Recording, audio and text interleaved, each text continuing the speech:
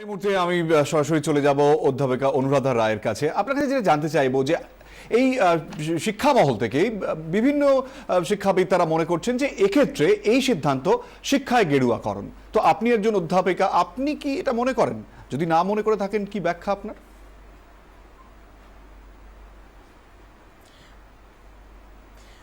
দেখুন, একটা কথা বলি, যেটা বললাম যে এটা এই মুহূর্তে করলে তো একটা রাজনৈতিক ফায়দা তোলার সম্ভাবনা আছেই। তাতে তো কোনো সন্দেহ নেই। হঠাৎ তাড়াহুড়ো করে যদি করা হয়, ঠিকমতো গবেষণা না করে। যদি আমি একটু মাফ চেয়ে নেব, আমি গেরুয়াকরণটা ভুল শব্দ ব্যবহার করেছি, রাজনীতিকরণ হবে হিসেবে মানে দৃষ্টিভঙ্গি থেকে বলছি। না, গেরুয়াকরণ নয়, কিন্তু কিছু একটা মানে রাজনীতিকরণ, সেটা তো বটেই।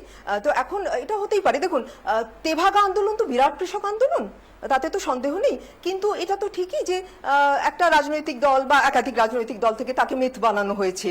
তার যে ওই একটু আগে একজন বলছিলেন যে কৃষক আন্দোলনের একটা স্বতঃস্ফূর্ততার দিক আছে, একটা নেতৃত্বর দিক আছে। দুটোর মধ্যে সবসময় যে খুব একটা সুসামঞ্জস্য একটা ব্যাপার তৈরি হয় তা কিন্তু নয়। মানে নানা রকম বিরোধিতা থাকে, গোলমাল থাকে। তো এখন যদি ওই নেতৃত্বের দিক থেকে একটা ইতিহাস তৈরি করা হয়, বিশেষ করে একটা কোনো রাজনৈতিক দৃষ্টি থেকে, তাহলে তো গোলমাল হতেই পারে। এবং সেই জন্য আমি বলছি যে স্কুলের সিলেবাসে একটা উল্লেখ থাকতেই পারে, আমি মনে করি থাকলে ভালোই হয়। নিশ্চয়ই সিঙ্গুর একটা বিরাট আন্দোলন, কিন্তু ওই তেভাগার মতো একটা হতে পারে, তেভাগাকে যেমন মিথ বানিয়ে সেটা নিজেদের ক্ষমতাকে। সেক্ষেত্রে কি আপনার মনে হয় যে কোথাও বিষয়টাকে জোর করে অন্তর্ভুক্তি করার চেষ্টা চলছে? দূরদৃষ্টির অভাব ছিল নেতৃত্বের দিক থেকে। আমার মনে হয় একটু ভেবেচিন্তে করাই ভালো। একটু ভেবেচিন্তে, একটু ভালো করে ঐতিহাসিকরা যদি গবেষণা করেন। দেখুন, একটা কথা বলি, আমাদের তো সেই নীল বিদ্রোহ থেকে কি তারও আগে থেকে অনেক কৃষক আন্দোলন 19 শতক থেকে আমরা দেখেছি। আধুনিক ভারত বা আধুনিক বাংলার ইতিহাসে নীল, পাবনা, গান্ধী আন্দোলনের মধ্যে অনেক রকম কৃষক আন্দোলন, তারপর কমিউনিস্টরা এসছে, তেভাগা, নকশাল হয়েছে। দেখুন, আজও নকশাল নিয়েও খুব ভালো করে কাজ হয়নি।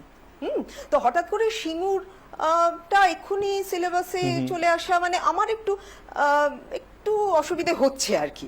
আচ্ছা, আপনি মনে করছেন সেক্ষেত্রে সিঙ্গুর সিলেবাসের অন্তর্ভুক্তি এই মুহূর্তে বা সেই প্রয়োজনটা আপনি দেখছেন না? এক্ষেত্রে আপনার কাছে জানতে চাইবো যে ইতিহাসে স্থান পাওয়ার তো নির্দিষ্ট কিছু ক্রাইটেরিয়া থাকে, সেই জায়গা দিয়ে সিঙ্গুরকে আপনি কিভাবে দেখেন? না, দেখো, একটা জিনিস আমি বারবার সিলেবাস অবশ্যই সেটা আমি বারবার বলছি, আমাদের সিলেবাস বা পঠন ব্যবস্থার মধ্যে ইংল্যান্ডের যে ইন্ডাস্ট্রিয়াল রেভলিউশন, যখন শিল্প বিপ্লব নিয়ে চর্চা করছি, তখন শিল্প বিপ্লব নিয়ে যখন সারা পৃথিবী জুড়ে আলোচনা হচ্ছে, শিল্পের বিকাশ বিস্তারটা যখন একটা অনিবার্যতা, আমার প্রশ্ন হচ্ছে যে সেই শিল্পের পরিকাঠামো, শিল্প বিপ্লবের ঘটনাটা ঠিক কোথায় দাঁড়িয়ে ঘটবে? তার জন্য একটা জমি দরকার। আমি যদি মনে করি যে গ্রাম সেটা এগোবে, সামনে এগোবে, নগরায়ন হবে, আরও উন্নত শহর হবে, তাহলে তার জন্য যে জমি দরকার, সেই জমিও তো ইতিহাসের একটা অংশ আর কি। ফলে যে জায়গাটায়, মানে এই সংকীর্ণ জায়গায় আমাদের কখনো বোঝাপড়া তৈরি হওয়া উচিত না কোনো একটা সুপ্রিম কোর্টের গুরুত্বপূর্ণ রায়ের মাধ্যমে যে জমি ব্যবহারের এক এবং একমাত্র বিচারের বিষয়বস্তু হচ্ছে তাকে কেন্দ্র করে আন্দোলন, এবং সেই আন্দোলন কখনো বিধানসভা ভাঙচুর হতে পারে, রাস্তা অবরোধ থাকা হতে পারে, লাগাতারভাবে সেখানে আইন শৃঙ্খলা জটিলতা হতে পারে, এবং তারপর হাইকোর্ট, সুপ্রিম কোর্ট করে কোনো একটা রায় আসতে পারে, ইচ্ছুক অনিচ্ছুক এই জায়গায় কৃষকদের মধ্যে বিভাজন তৈরি হতে পারে। 80% কৃষক ইচ্ছুক হওয়া সত্ত্বেও তারা তাদের আবার জমি ফেরত পেতেও পারে আর কি।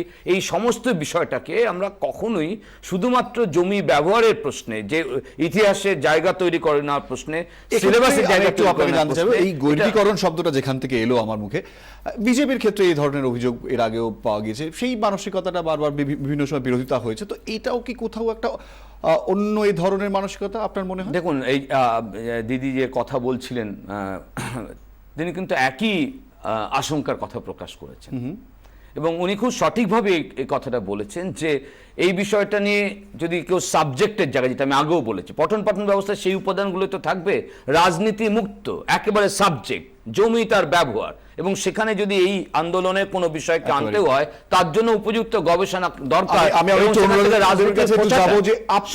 যেটা বলছেন যে আপনি এই মুহূর্তে চাইছেন না, তাহলে এই সিদ্ধান্তকে আপনি কিভাবে দেখেন? একদম সংক্ষেপে জানতে চাইবো, সময় খুব কম।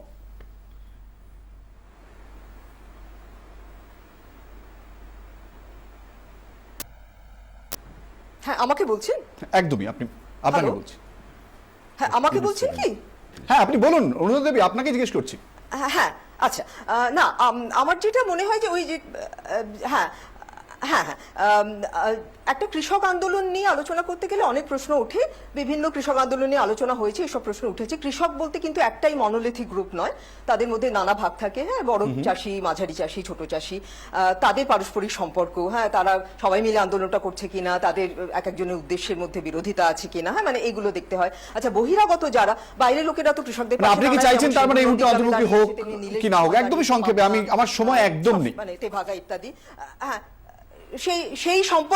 সেই সম্পর্কগুলো কে কি উদ্দেশ্য নিয়ে দাঁড়িয়েছে, তাদের পারস্পরিক সম্পর্কে, এগুলো নিয়ে গবেষণা হওয়া দরকার, এগুলো বোঝা দরকার। কেউ যেন ফায়দা তুলতে না পারে, এটা আমার খুব মনে হয়। অর্থাৎ এক্ষেত্রে একটা বিষয় সামনে আসছে যে এই ধরনের যে ইস্যু এবং একটা আন্দোলন পরবর্তীকালে যা একটা স্বাভাবিকভাবে মানুষের সাফল্যের কথা বলে, জয়গানের কথা বলে, কিন্তু কোথাও যেখানে রাজনৈতিক প্রভাব রয়েছে, রাজনৈতিক ফায়দা রয়েছে, সেটা কিভাবে ছাত্রছাত্রীদের সিলেবাসের অন্তর্ভুক্তি হতে পারে, এটা অবশ্যই একটা বিতর্কের বিষয়। তবে আমাদের সময় একদমই নেই, এখানেই শেষ করছি এবং আপনাদের সকলকে ধন্যবাদ, দুজনকে ধন্যবাদ আমাদের সঙ্গে থাকার জন্য, এবং আপনাদেরও ধন্যবাদ। সঙ্গে থাকুন, দেখতে থাকুন 24 ঘন্টা।